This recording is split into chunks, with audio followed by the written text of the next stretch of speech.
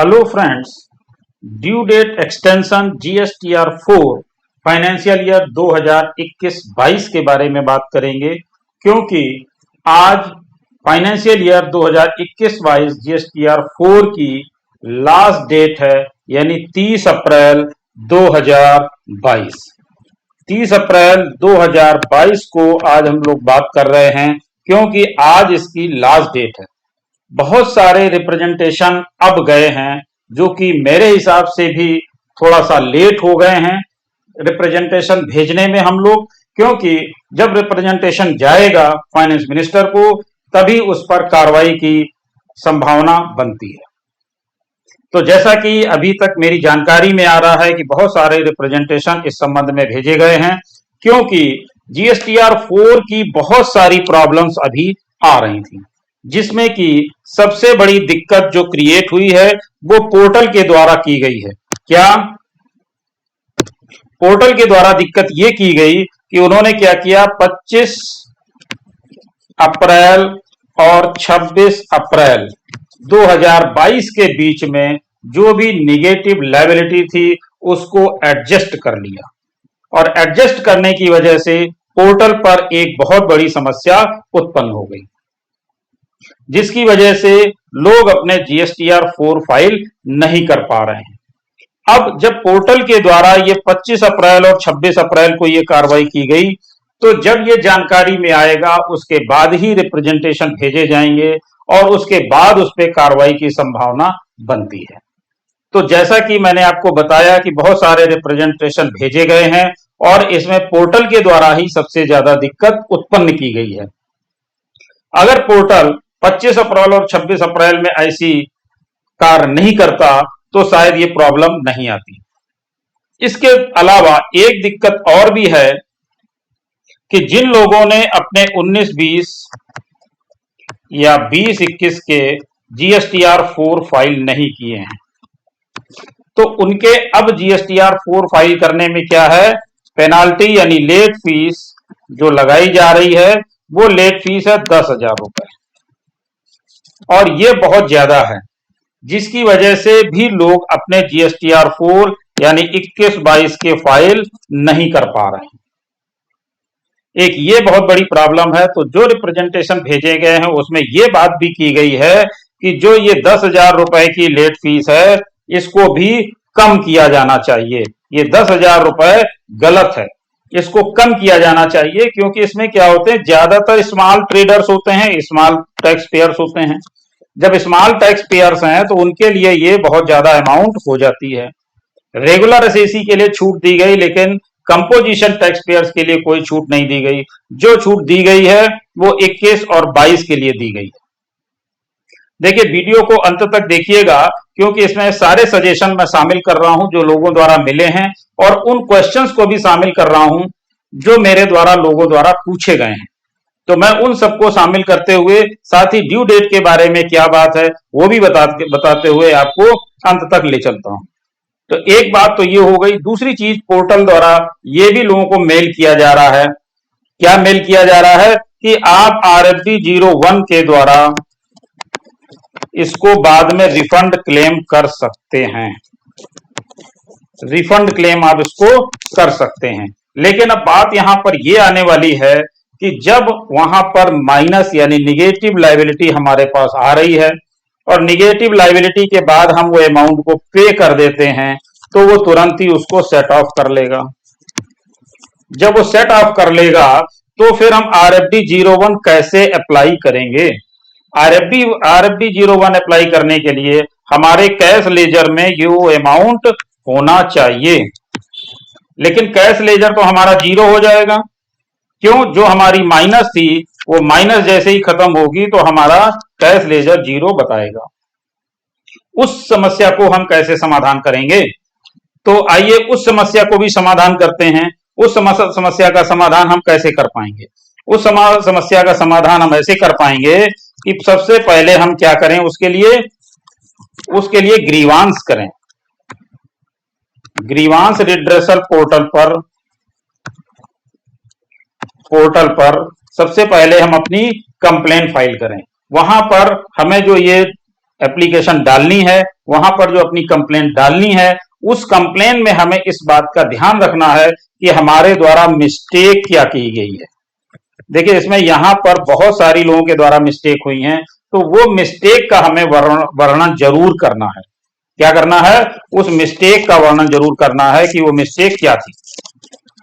अब जैसे एक दो उदाहरण मैं ले लेता हूं जो मिस्टेक के कारण हैं। लोगों ने क्या किया है कि जो निगेटिव लायबिलिटी थी उसको DRC 03 द्वारा पे कर दिया है।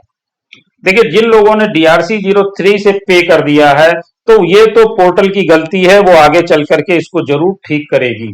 जैसे ही ठीक करेगी तो आपके कैश लेजर में वो पैसा आ जाएगा, यानी कैश लेजर में आ जाएगा तो आप RFD 01 अप्लाई कर पाएंगे, तो इनकी समस्या का तो समाधान हो जाएगा। दूसरी, जिन लोगों ने इसको यूटिलाइज कर लिया है तो उनको तो वो पे करना ही था, उनको पे करना ही है, उसमें कोई प्रॉब्लम नहीं है। अब एक समस्या सबसे बड़ी जिनके पास आ रही है वो उनके पास आ रही है जिन्होंने टर्नओवर एक्सीड कर लिया है।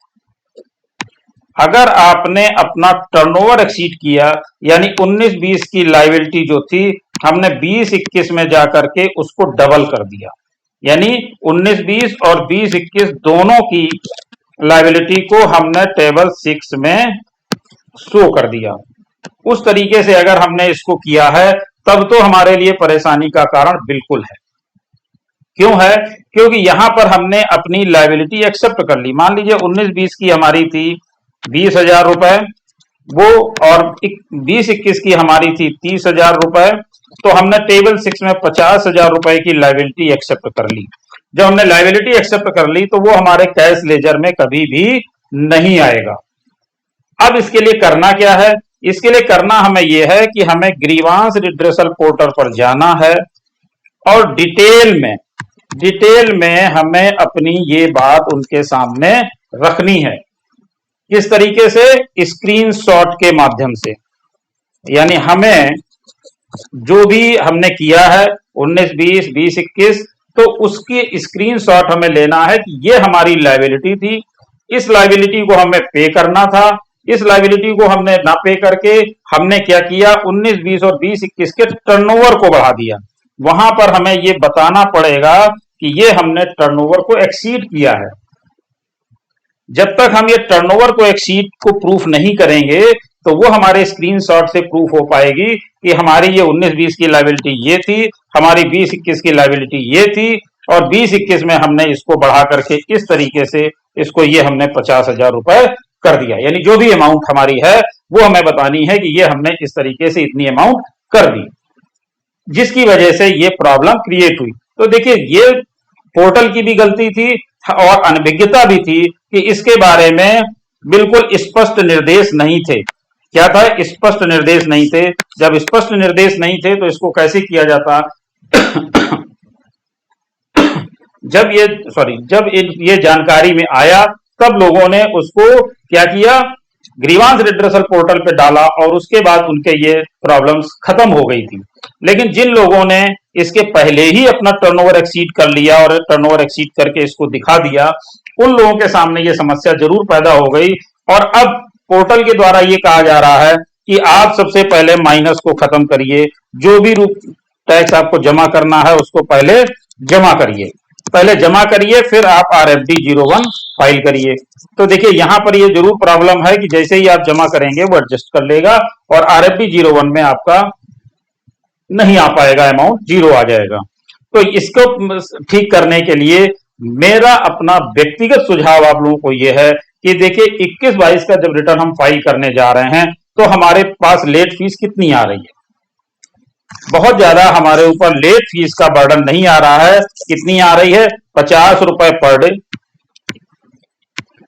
50 रुपए पर डे आ रही है। मैक्सिमम कितनी आ रही है? 2,000 रुपए। तो अगर आपका अमाउंट बहुत बड़ा है, क्योंकि यहां पर जो मेरे द्वारा लोगों से बात हो रही बहुत 1-1 लाख रुपए तक का लोगों का जो टैक्स की दिक्कत है वो आ रही है।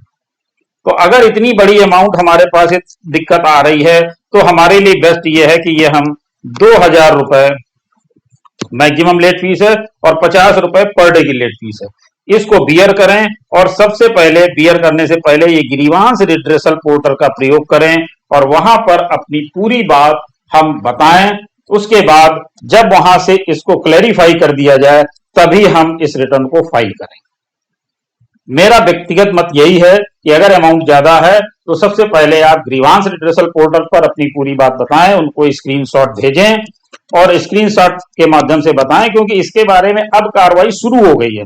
बहुत सारे रिप्रेजेंटेशन जा रहे हैं, फाइनेंस मिनिस्टर को भी जा रहे हैं, तो आगे चल करके इस पे कोई ना कोई, जैसे कि अभी आप देख रहे हैं 2-3 साल के बाद ये चीजें दे पा रहे हैं।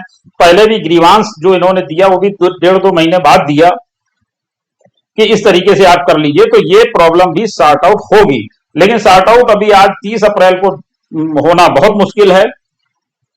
या तो आज इसकी डेट एक्सटेंशन आए, अगर डेट एक्सटेंशन नहीं आती है तो आपको चाहिए कि सबसे पहले ग्रीवांस रिट्रेसल पोर्टल पर जाएं, वहां पर अपनी पूरी चीजें डिटेल में दें और उसके बाद उसका वेट करें। जैसे ही वो क्लैरिफाई हो उसके बाद आप अपना GSTR 4 फाइल कर दें। तो मेरा ख्याल है आप लोगों को क्लियर हो गया होगा। और मैं आपको ये भी बता दूं कि ये जो है रिप्रेजेंटेशन बहुत सारे लोगों के द्वारा दिया गया है, तो इसमें बहुत शीघ्र कार्रवाई की भी उम्मीद की जा रही है। तो इसमें जैसा कि आप देख पा रहे हैं कि association of tax payers and professionals के द्वारा बहुत डिटेल में इसके बारे में बताया गया है कि GSTR 4 को दाखिल करने में भारी दिक्कतें एवं लंबित रिटर्न हेतु एमनेस्टी स्कीम लागू करने के संबंध में। तो यहाँ पर एमनेस्टी स्कीम की भी बात की गई है कि एमनेस्टी स्कीम जो है वो आनी चाहिए, मिलनी चाहिए, क्योंकि एमनेस्टी स्कीम के बिना काम नहीं चल पा रहा है। बहुत सारे लोगों के जो रिटर्न है वो पिछले भी बाकी हैं और इस 10,000 रुपए की पेनाल्टी होने की वजह से वो लोग इसको फाइल नहीं कर पा रहे हैं। तो इसको कम किया जाना चाहिए और जो बातें अभी आपके साथ शेयर की वो सारी चीजें इसमें इन्होंने शामिल की हैं।